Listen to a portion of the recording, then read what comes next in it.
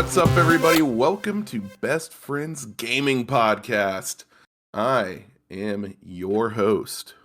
Actually, one of your hosts, because this show has two hosts. Aaron Weiss, alongside the fifth most famous YouTuber? Nope, podcaster in all of. You're not in Richmond. You're in Roanoke. Dang, I'm getting everything wrong today. God, Bryant K. Stinson. What up? What up? What up? Yeah, Richmond's a couple hours away. Still a good city. So, Good city though. yeah, still a cool city. Cool city for sure. Bryant, how are you doing this day? Yeah, this day has been good. It's been a good day so far. Looking forward to the weekend. I'm actually planning on potentially seeing the Batman tomorrow. Oh yeah. So excited about that. And trying to keep up with all the video game announcements, man. They've just been dropping them. They have. It's like it used to be like, okay, E3 big announcements, that's like it for the year. And now it's literally year round. And yeah, it's good for us. It's good for our I guess couple hundred listeners. Thank you so much, by the way. I know you probably are here because of our Elden Ring. Honestly, it wasn't clickbait. It was just we were excited to talk about Elden Ring.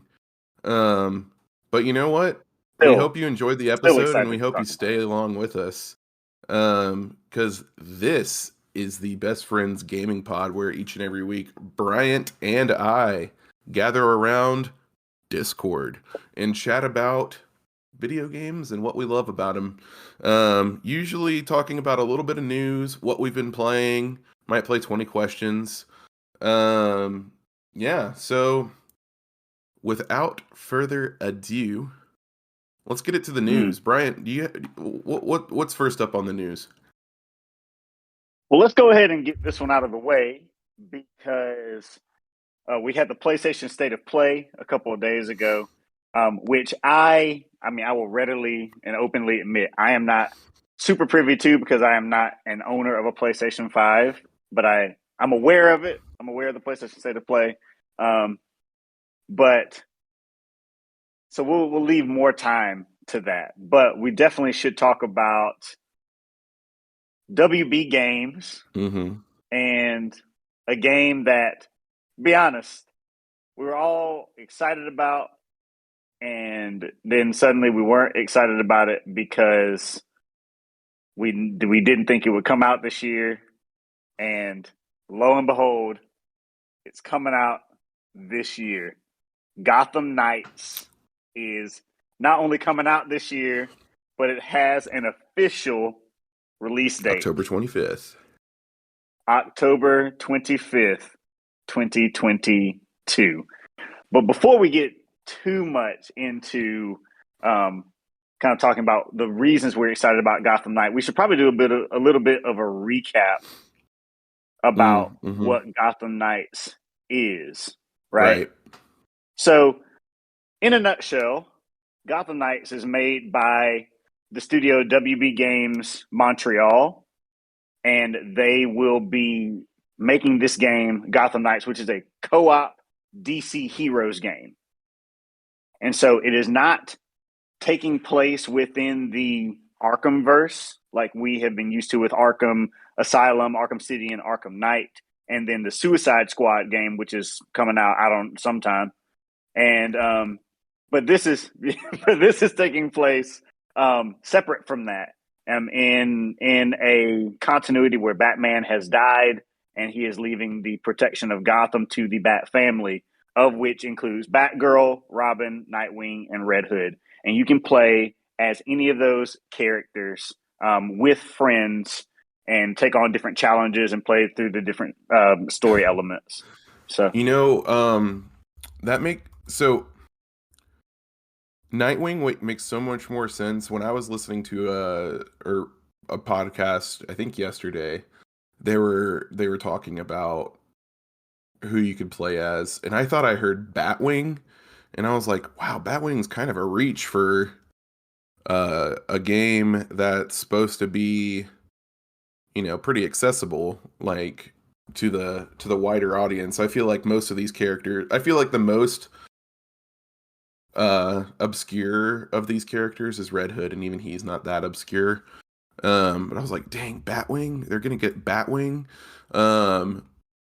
who is a relatively newer superhero within the last 10 years. He's part of the Bat family. He's Luke Fox, Luke Fox, yeah, Lucius's son. Yeah. And I was like, okay, get Batwing, but it must have been Nightwing. Nightwing makes way more sense. Yeah, Nightwing. So Nightwing, Batgirl, Robin, and Red Hood. So those are the characters that you can play as. From what I remember, there is like jump in, jump out capabilities. Mm-hmm. So you can be playing. Your friend can jump in, play with you, and then jump out. Do we know if which is really nice. So if I'm playing on your session, like I'm helping mm-hmm. you out with, or I'm trying to think of a scenario. I'm playing on your session, but like we start the game at the same time, and we play for a few hours, but then you hop out and I continue. Does my progress carry over, or is it like I can only be like a helper type situation? Do we know if we have a... I don't, off the top of my head, I don't know. I would say that if you go and help someone,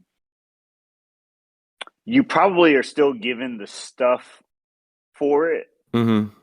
like getting achievements and things like that. But as far as your own save file, you probably might not. Your progress probably won't carry over. That's just an assumption. Mm-hmm. Maybe more details, because not a lot has come out about this game. Not much. So hopefully that's one of those things that will become more clear as it goes forward. And I think that the story you play is all 4 characters. Like, I don't know if it's like a Guardians of the Galaxy type situation where you're one character commanding the others, or if it's more like you do one mission as Nightwing, one mission as Batgirl, one mission as Robin, one mission as Red Hood, rinse, repeat. Like I don't know how it is. Like we've said, they haven't shown much. They have a couple trailers, one trailer. And then they had a gameplay trailer. Oh yeah. I need to rewatch that gameplay trailer, but I mean, even a gameplay trailer does not necessarily show like who you're controlling or whatever. Yeah. So, I'm a huge fan of the Arkham series, as are you. And I was super stoked from Gotham Knights from the moment I saw it. I think in late summer 2020 at DC Fandom, mm-hmm. I was just amped. And I thought it's a really cool place to take this, like it's essentially a spin-off universe. I mean, DC's known for its multiverse stuff, but I mean, it's essentially a spin-off universe of Arkham. It's not continuing the story of Arkham at all. It's just like it's a completely new universe where Batman has died. Or has he? That was what I was gonna say. Is like, is it gonna be more like a Titans season 3 type thing where spoilers for that show that no one's watching? Hey, it's not bad. Been good. I personally, as of late, it's better than the Arrowverse shows, which I guess isn't a high bar, but there's that. Yeah. I mean, haven't a couple of those shows been canceled? Yeah. Like Supergirl, Arrow ended. Mm-hmm. I don't know if Supergirl was canceled or if they ended it. I think it was canceled. I think it was canceled. I don't know. Well, if Titans is good, then good for it. I mean, Caleb really likes Doom Patrol. Yeah. And HBO Max. If you're going with DCEU, Peacemaker's an incredible show. So, the James Gunn verse, baby. Lots to be excited for DC. But yeah, Gotham Knights coming out this year. Hopefully, we see more later this summer. Now Gotham. We neglected to mention this. Gotham Knights is also getting a subsequent television show on the CW to coincide with the release of the game. I don't know if you knew that or not. Yes. So, yeah, Gotham Knights is supposed to be getting a TV show. Why on CW, man? Come on. Although I will say, Superman and Lois on CW, not bad. Has pretty good production value for basic cable drama about superheroes. Yeah, that's fair. That's fair. I enjoyed the first season, and I'm excited for season 2 to come to HBO because I don't feel like watching CW every week.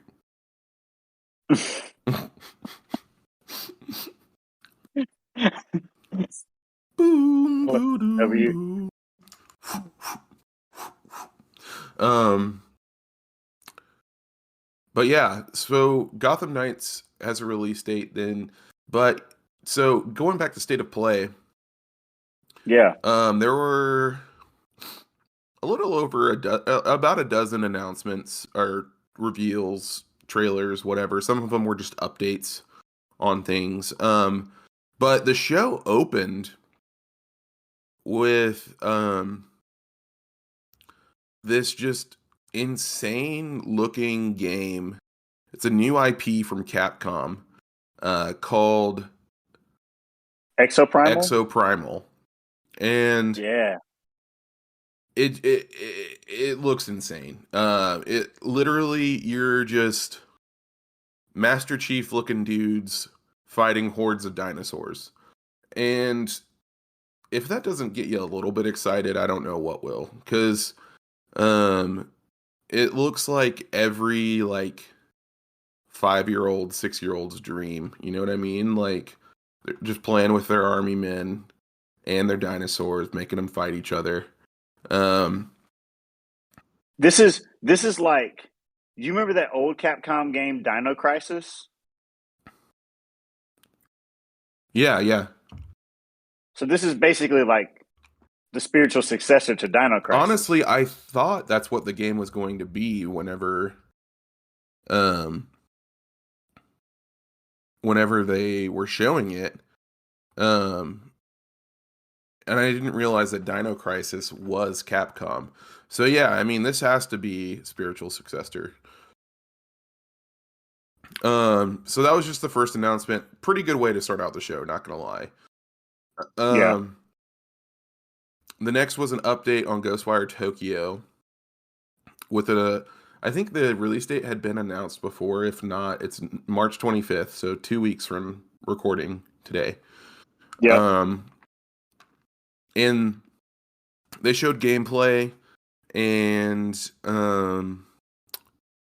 it looks pretty good. It's, if you don't know, it's from the makers of Evil Within on their Bethesda studio. And so they typically make horror games, but I don't know if I could classify Ghostwire Tokyo as a pure horror game. It's definitely described as like the setting is like a haunted Tokyo. Tango Gameworks is the name of um, the name of what I'm looking for. But I think it looks interesting. I never played Evil Within. I know that they're good, but I just don't. I'm not a big fan of horror games. But this looks interesting. I probably won't buy it. And since it is a Bethesda title, it will eventually come to Xbox and be on Game Pass. So I'll probably just wait for that to check it out. But interesting stuff. Yeah. They showed stuff about Final Fantasy Origin, which I forget. Was that the? Oh, it's an action game, but oh, you're a villain. Oh, nice. I didn't catch that in the trailer. They didn't really. You got to go to PlayStation blog to like get the down low on the state of play. But that was just one of many Final Fantasy looking games that were announced. There were so many that I thought were Final Fantasy. Forspoken had a gameplay trailer. Also, previously, it was announced that it got pushed back from May 25th to October 11th. So, yeah, that's a pretty big pushback. 7 months to the day from recording. I think Forspoken looks awesome. It's written by one of my favorite screenwriters, Gary Whitta. So I think it's going to be pretty good. And Square Enix knows how to make a pretty good action game. So it looks good. I don't know. Is it a PS5 exclusive? I don't think it is. I don't think it is. Yeah, I don't think it is. Oh wait, nope. Yep, it is. Oh, well, it is. How about that? That's crazy. PlayStation and Square Enix, like, they love each other. They do. Ever since Square Enix and Nintendo broke up, there's been reparations. Yeah. There's been there's Triangle Strategy's good. Octopath is really good. Octopath was a timed Nintendo Switch exclusive that is now on multiplat. Multiplat. Octopath Traveler is good. Gundam Evolution was the next announcement, and you might be thinking, who's asking for a Gundam game? And I can tell you the answer. Absolutely no one. However, this game, the trailer gave me Transformers War for Cybertron vibes, and that was like that is a cult classic from the 360 PS3 generation. And this game's free to play, so no harm, no foul. It is coming everywhere, in quote unquote in 2022. So that means in 2023 we'll be playing these games everywhere. We're getting a network test for it in the spring. I'll be there, Captain. Next is the Teenage Mutant Ninja Turtles Cowabunga collection. These are the classic Ninja Turtles arcade games. Dude, these are some great beat 'em ups. Yeah, but still, man. People love these games. Oh god. I think they're preparing people because they had announced a new one. Last year, I believe. What is Gigabash? Oh, Gigabash. Gigabash is the kaiju fighting game. Yeah. If this goes free to play, I'll be interested, but otherwise not super interested. JoJo's Bizarre Adventure All-Star Battle R. Bryant, you're a JoJo's Bizarre Adventure fan. Can you speak? Freaking love it. What you say about it? I don't know, just talk about it. It's a fighting game. So it's another kind of button mashing fighting game, but there's over 50 different characters from the universe of JoJo's Bizarre Adventure, ranging from parts 1 to 8. Part 1 coming out in like the 1980s, and part 8 actually just finished up this past year. So, super exciting. I mean, the anime for JoJo's Bizarre Adventure Part 6 is running right now. So, and it's been well received and people like it a lot. So people like JoJo's Bizarre Adventure a lot. So I think this would be a really cool opportunity for people to kind of get more acquainted with this series. I'm interested with all fighting games of what is the storyline, if there is one, what's that going to look like or be like? Is there going to be one, or is it just going to be straight up a fighting game?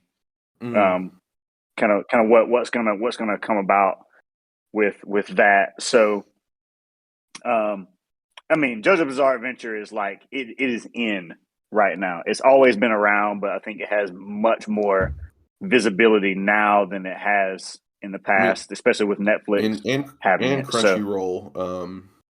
Like Crunchyroll's been pretty big for anime community, and now that Crunchyroll owns Funimation, which I don't know if JoJo's Bizarre Adventure, but that's still huge. And if we were more of a TV/culture podcast, we would talk about that more. But yeah, a lot of people are excited for this game. I'm not necessarily one of those people, but I'm glad that a fandom is getting a version of their IP that they love in a different like format. Yeah, it's gonna be interesting. Yeah, so it's not a Funimation product; it's actually a David production product, and Netflix actually has an agreement with David Production to show JoJo's Bizarre Adventure on their platform, so you can actually watch all of the parts that have been previously animated, and including the current part on Netflix. Oh, cool! Right now, so yep. Next is a update for Returnal, called Ascension. It adds co-op and Tower of Sisyphus mode. Co-op is huge because Returnal is supposed to be a very difficult game. That actually just came out with their last update. It came out with a like difficulty mode selector, so that's encouraging. Tower of Sisyphus is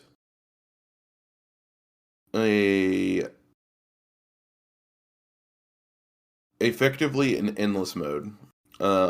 Players will strive to ascend the tower as high as possible. However, much like the tragic story of Sisyphus, there is no end to the climb, and players are tragically destined to meet their demise as the mode gets increasingly harder. So I like that Star Wars: The Clone Wars Geonosis battle game. Remember that? Yeah. Oh, next is the next game that I thought was Final Fantasy, called Diofield Chronicle, and it's a strategy RPG from Square Enix. I really thought it was Final Fantasy.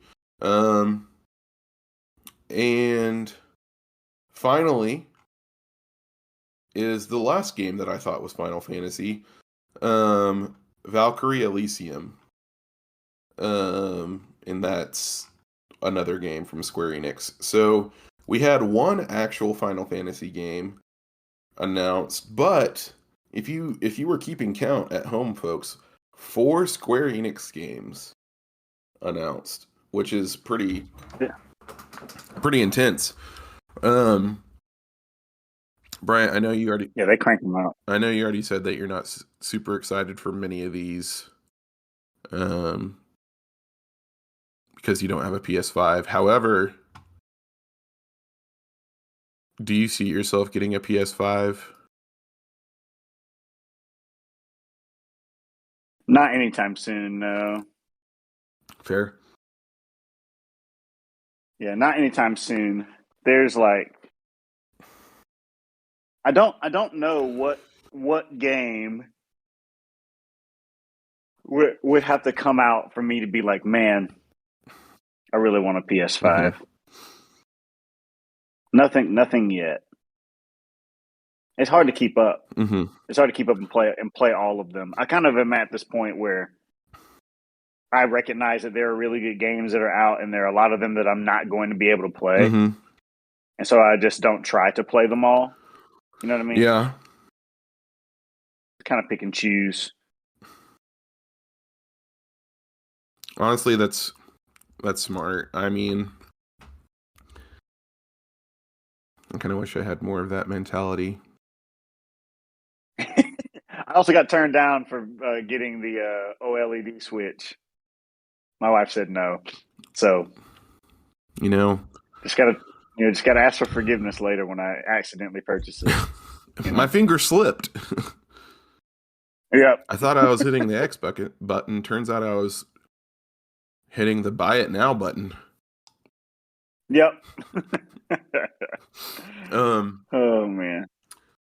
Yeah, so kind of moving on from there, let's get to the reason why you people are here listening. Elden Ring. Boom boom. Elden Ring. Bryant, have you gotten the chance to play more in the last week? I have, yeah, I have a little bit. So I've been spending a lot of time co-oping with a friend of mine who also has it, and that's been a lot of fun. One of the things I will say about Elden Ring is I can see why they said that Miyazaki and the people from Software said that they believe that there will be a higher number of people that will beat this game than their previous entries. Because there's so many different ways to curb the difficulty, and one of the main ways is co-op. There are ways where you can just only co-op if you can specifically just co-op with friends all the time. So I've been messing around and playing around with that, and it's been great just to be able to do that. I mean, there was a boss battle that I did and where you had to fight two bosses, and I was able to summon in for that fight an NPC. I was able to summon my I was able to do my spirit summons, and I was able to summon in my friend to help me with the fight. Like you're not gonna lose that fight. As long as you're smart and make sure that you don't die. There's just so many ways to keep yourself safe in those types of fights. So, so a friend of mine and I, we did that the other day. And so, look for those opportunities. If you are listening to this and you're playing Elden Ring, look for those summoning pools. Always activate those when you go into new areas where there are sites of grace, and then invite your friends to come and play alongside you and help you out with those fights that may be proving difficult and things like that. It's so much easier to do multiplayer, way less hoops to jump through. It's great. So I've been enjoying that, and I've been kind of thinking through what could it look like for me to possibly go through the rest of the game with my friend, where we essentially alternate. You help me with a boss and beat it, and then I'll summon myself. Then you summon me into your world, and I'll help you with that same boss. Things like that. So it's been great. Cool. What about you? Yeah, so I've been playing more. I haven't played like a ton more, although I have leveled up a few times. I think I'm on like 14 now. And I feel like I'm learning so much now. I beat my first boss in a cave. I forget which one it was, but I was so proud of myself. I beat one of those giant troll guys. Yeah. And I've been dual wielding swords now. Like I have my weapon that I started with that I've leveled up a little bit. And then you started with a samurai, correct? Yep. So the Uchi Katana. Uchi Katana, yep. And then I found another, like, there's some enemies kind of near the, what is it, Stormfront Gate or something like that. Like, before you get there, there's like a little camp of enemies, and if you take those guys out, there's a little hidden door, like kind of underground, and I found a treasure chest in there, and then I found this other sword that I've been wielding, and I forget the name of it. And it came with a. All right, what's the difference between an Ash of War and like the Summoning Ashes? Yeah, so the Ash of War are weapon abilities, and then Spirit Summons. So Spirit Ashes are the Spectre summons that you can bring in to help you with fights. So all weapons in the game have a weapon ability that costs force that costs focus points to use. Yep. So if you two hand your weapon, each weapon will have a either L2 or left trigger ability that will cost you focus points to use. You can replace the default ability on that weapon if you don't like it with an Ash of War and put that on the weapon instead. Okay. So, but once you change it, you lose that default ability unless you put on a different Ash of War that will default it, that will put it back to the default ability again.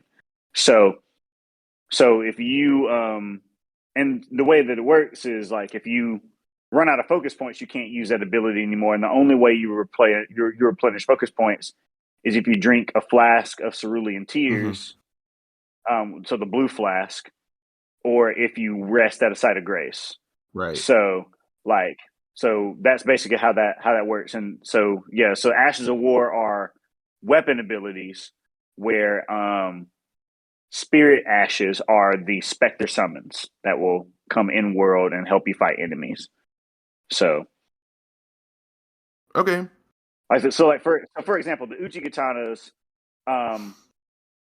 it's not an Ash of War, but its ability is the Unsheath ability, right? So if you two-hand it, you put it in the sheath and you can hit an overhead slash or a front kind of like sweeping slash. It does like a ton of damage, ton of like posture damage.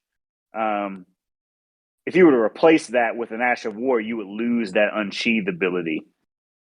But you can always get it back. Yeah, you can unequip the Ash of War. Yeah. I do have a question. So, and listeners, forget not, this is my first From Software game that I've like actually like been in. How do you two-hand a weapon? Yeah, so so how do you two-hand a weapon? So normally in other From Software games, you can just hit one button to two-hand a weapon. Okay. But you have to hit a button combination on this year's on Elden Ring. You have to hit a button combination. So if you want to two-hand the weapon in your right hand, you will hold down the Y button and hit R1. Okay. Because you attack with right-handed weapons with R1 or R2. And if you want to two-hand the weapon in your left hand, you will hold the Y button and hit L1. So you'll hold Y, tap R1, and then you'll two-hand the weapon. So you can't use your shield anymore, but you do more damage when you are two-handing a weapon than if you're one-handing it. Okay. And if you want to two-hand the weapon in your left hand, so if you want to two-hand a shield, you can you hold Y and then tap L1, and you can two-hand the weapon in your left hand. Same kind of deal. Same thing too is when you're riding Torrent and you're doing mounted combat, you swing on the right side of Torrent with R1 and the left side of Torrent with L1. If you can also two-hand weapons when you're on Torrent as well. Same deal. I don't think I knew that part. Yep. Cool. Also, so weapons like quick equip and unequip are on the D-pad. Yes. Yep. I have nothing in my top spot on my D-pad, and I don't know what goes there. On the top spot on your D-pad? I'm trying to think if I have anything on the top spot on my D-pad. I don't think I have anything on the top spot of mine either. I think I basically have left and right and down. Yeah, and then down you can like cycle through like your everything that's in your quick bar. Yeah, everything in your quick bar, which is nice.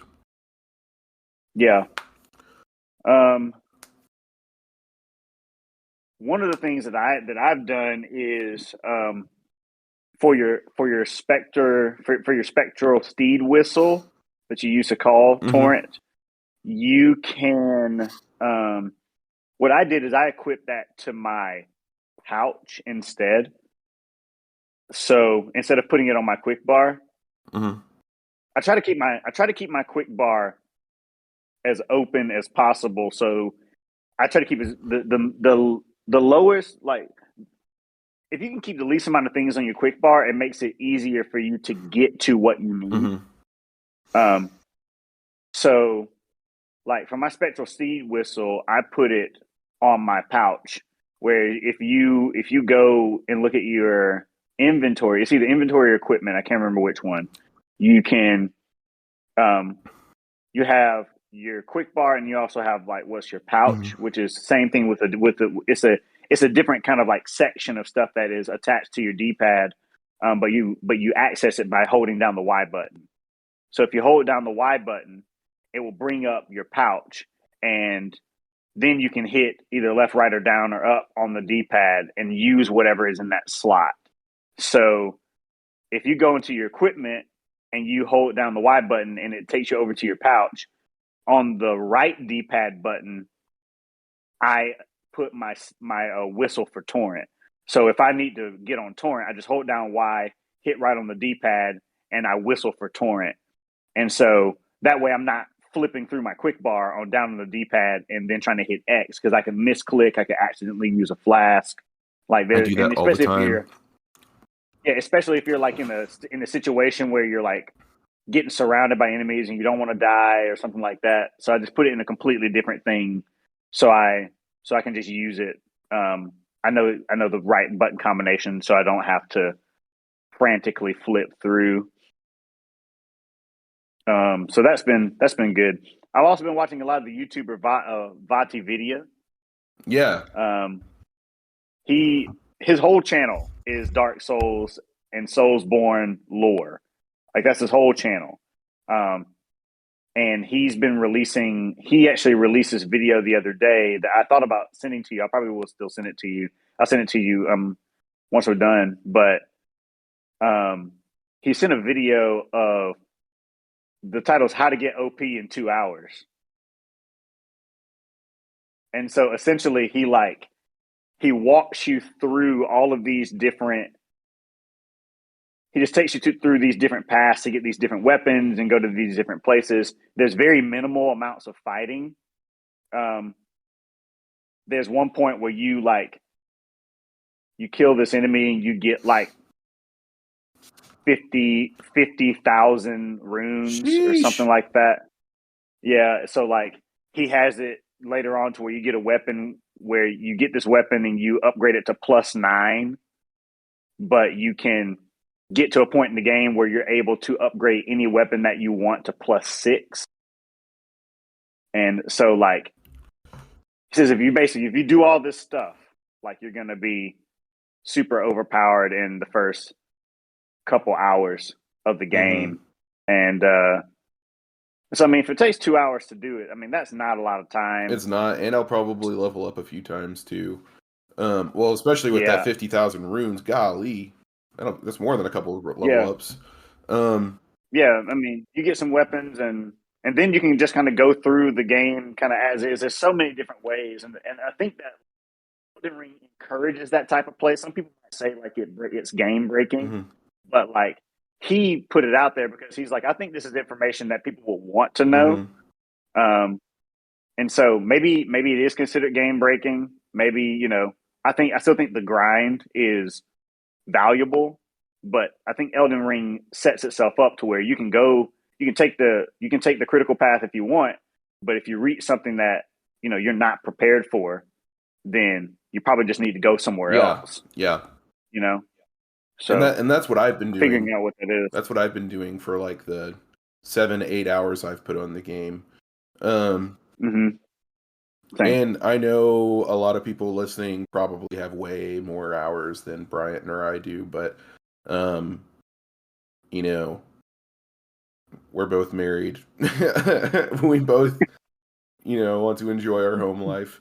Um, so um, but yeah, I mean, I've been learning a lot about the game. Um, and every time I learn something more, I enjoy it more. And I think I don't know if I'll actually see this game to completion. I think I will. I think I will.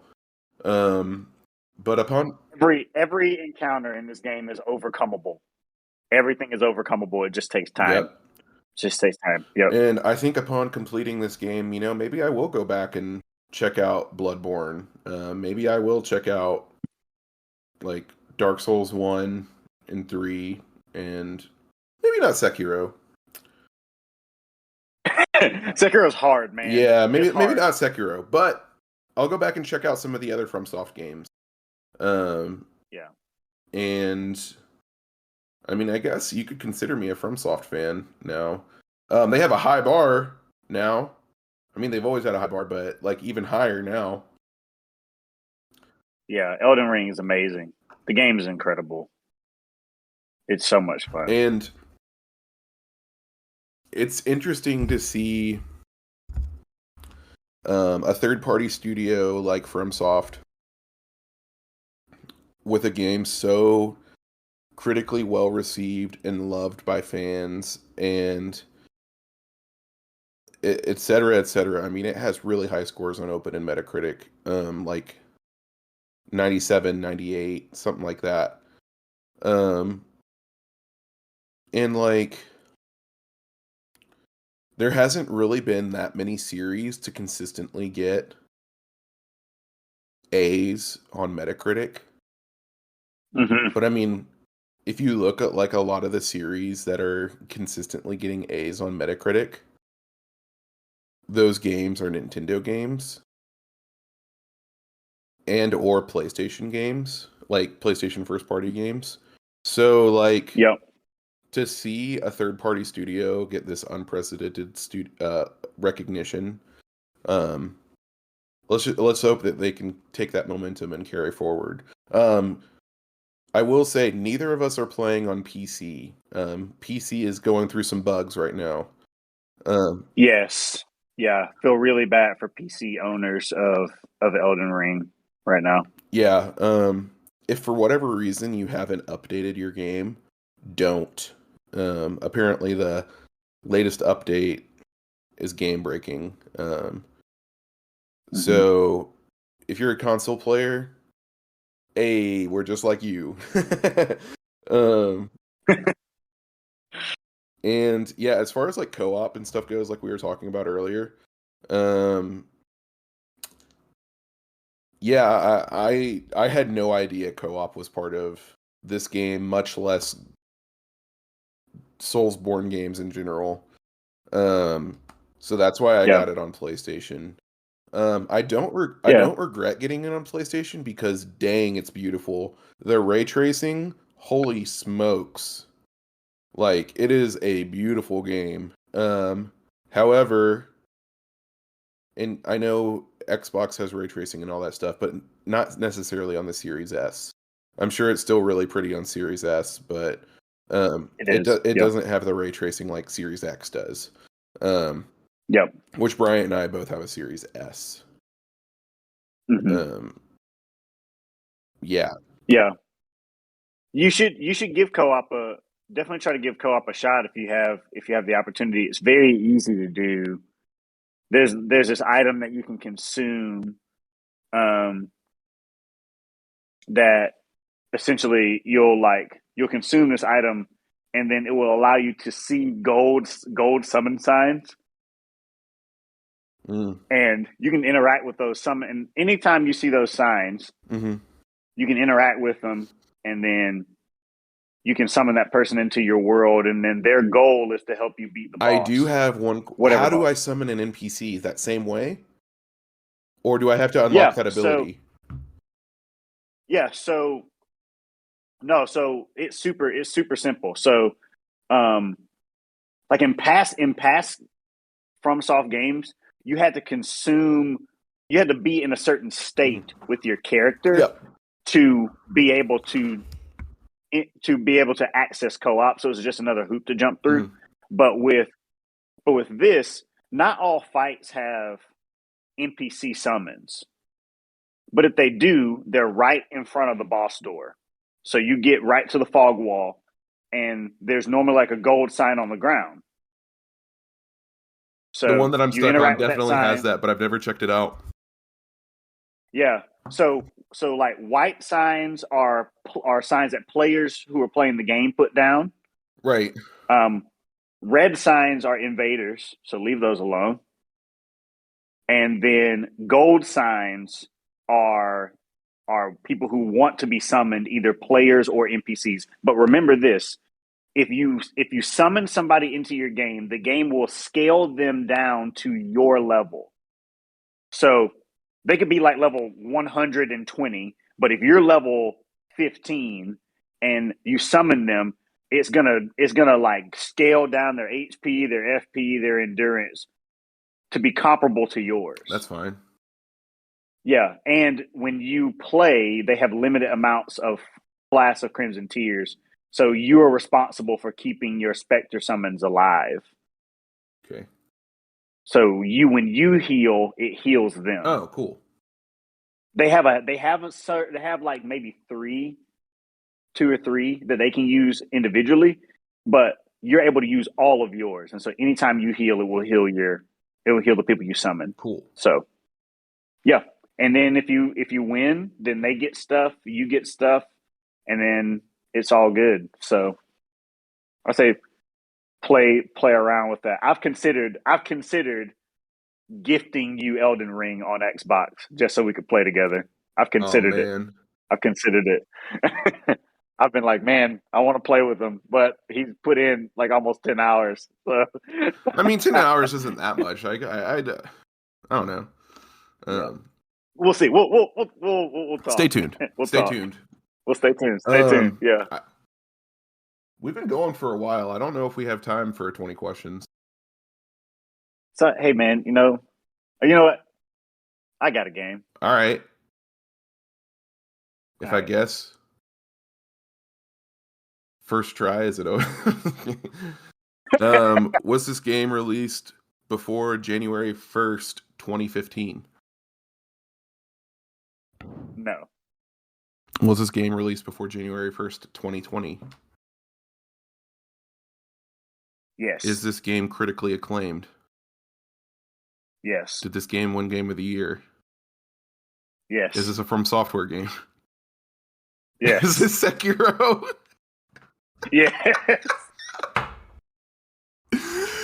We haven't talked about this, but I really wanted this to be a running joke. I really wanted it to be a running joke.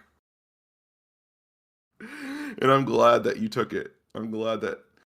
Oh my gosh. You know, so I was going to guess just Sekiro right off the bat. That would have been awesome. That would have been great. Folks, thanks for tuning in to yet another Best Friends Gaming Pod. We will be back weekly with our updates on Elden Ring and the hottest gaming news, the steamiest gaming news. You can find us on Instagram and Twitter at Weisscast. That's the name of the quote-unquote production company, LOL. If you want to throw some bones, go to patreon.com/Weisscast, where the $1 a month tier, I'm going to be real honest, I haven't had a bunch of listeners like this before, so I'm going to have to reassess what the tiers do, and I will be more active on Patreon. So be looking forward to that. You will get Patreon exclusive something especially as I'm getting more time in my life to do this, what I love. Bryant, where can they find you? Yeah, you guys can definitely find me on Instagram and Twitter at BK Stinson08. Would love to be able to interact with you guys. Shout out to Ian Larson, guy who listens and I always interact with on the old Instagram. Oh yeah. Hey, Ian, send me a DM because I was trying to watch your YouTube channel the other day, and your link in your description said everything's private. So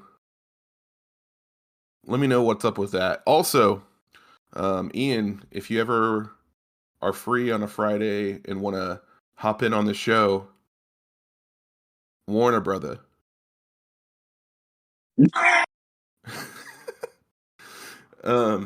For now, that's all we got. We'll catch you on the next one.